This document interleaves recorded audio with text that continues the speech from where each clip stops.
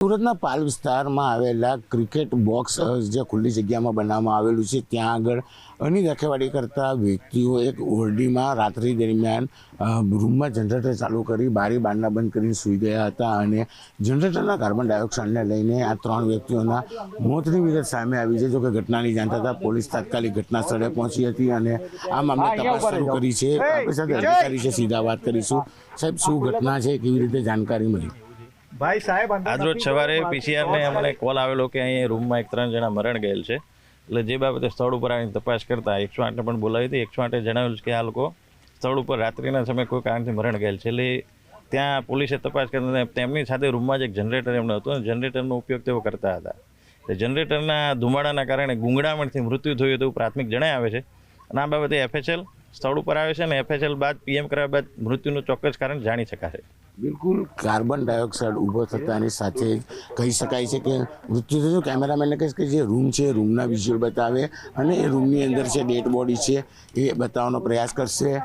જે પ્રકારે આ ઘટના બની હતી, કારણ કે 3 વ્યક્તિઓ રાત્રિ દરમિયાન આ રૂમમાં જનરેટર ચાલુ કરીને સૂઈ ગયા હતા અને કોઈપણ જગ્યાએથી બારી બારણા બંધ હતા, એટલે કે જે કાર્બન ડાયોક્સાઇડ ઊભો થાય છે તે બહાર નીકળવાની વ્યવસ્થા રહેતી હતી, જેને લઈને કહી શકાય કે જે જનરેટર છે એમાંથી ઊભો થયેલો કાર્બન ડાયોક્સાઇડ છે કે તે જે પ્રકારે કાર્બન ડાયોક્સાઇડ ઊભો થયો હતો તેને લઈને કહી શકાય કે આ 3 વ્યક્તિઓનું ગુંગળાવાથી મોત થયું છે। સ્થાનિક લોકોએ આ બાબતેની જાણકારી સુરત પોલીસને આપતા સુરત પોલીસ તાત્કાલિક ઘટના સ્થળે દોડી ગઈ હતી અને તાત્કાલિક 108ને બોલાવી હતી। 108ના જે કર્મચારીઓ છે તેમને તપાસ કરીને આ 3 વ્યક્તિને મૃત જાહેર કરતા પોલીસે હવે આ મામલે તપાસ શરૂ કરી છે। ખાસ કરીને FSLની ટીમ પણ બોલાવવામાં આવી છે અને FSLની ટીમ આવીને તપાસ કર્યા બાદ જે રિપોર્ટ આપશે તેના આધારે ગુનો દાખલ કરવામાં આવશે। જો કે આ ઘટના જે પ્રકારે છે, કારણ કે રૂમની અંદર જનરેટર હતું ને જનરેટર ચાલુ કર્યા બાદ બારી બારણા બંધ કર્યા, એટલે કે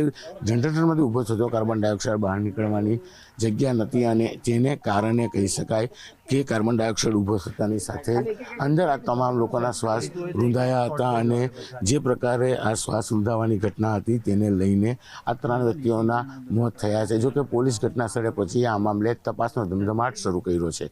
કેમેરામેન જીગર ગુગલ સાથે કરતેશ પટેલ, ન્યૂઝ 18 ગુજરાતી, સુરત। સુરતના પાલ વિસ્તારમાં આવેલા ક્રિકેટ બોક્સ જે ખુલ્લી જગ્યામાં બનાવવામાં આવેલું છે ત્યાં આગળ અની રખેવાળી કરતા વ્યક્તિઓ એક ઓરડીમાં રાત્રિ દરમિયાન રૂમમાં જનરેટર ચાલુ કરી બારી બારણા બંધ કરીને સૂઈ ગયા હતા અને જનરેટરના કાર્બન ડાયોક્સાઇડને લઈને આ 3 વ્યક્તિઓના મોતની વિગત સામે આવી છે। જો કે ઘટનાની જાણ થતાં પોલીસ તાત્કાલિક ઘટના સ્થળે પહોંચી હતી અને આ મામલે તપાસ શરૂ કરી છે। આપણી સાથે અધિકારી છે, સીધા વાત કરીશું।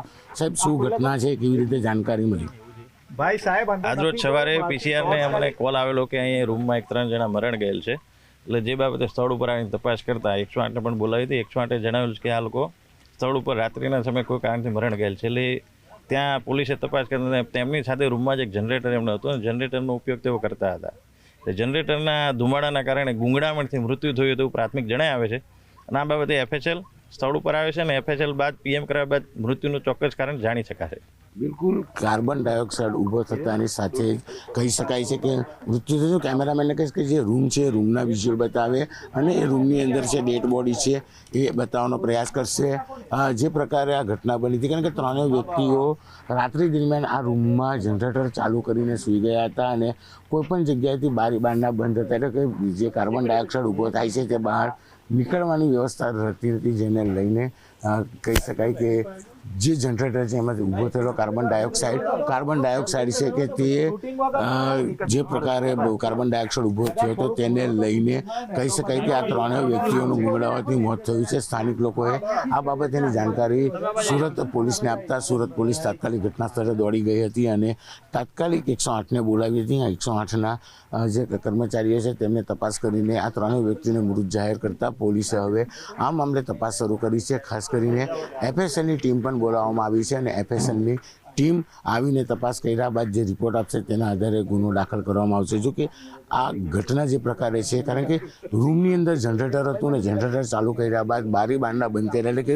જનરેટરમાંથી ઊભો થતો કાર્બન ડાયોક્સાઇડ બહાર નીકળવાની જગ્યા નથી અને તેને કારણે કહી શકાય કે કાર્બન ડાયોક્સાઇડ ઊભો થતાની સાથે અંદર આ તમામ લોકોના શ્વાસ રૂંધાયા હતા અને જે પ્રકારે આ શ્વાસ રૂંધાવાની ઘટના હતી તેને લઈને આ 3 વ્યક્તિઓના મોત થયા છે. જો કે પોલીસ ઘટના સ્થળે પહોંચી આ મામલે તપાસનો ધમધમાટ શરૂ કર્યો છે. કેમેરામેન જીગર ગુગલ સાથે કરતેશ પટેલ, ન્યૂઝ 18 ગુજરાતી, સુરત.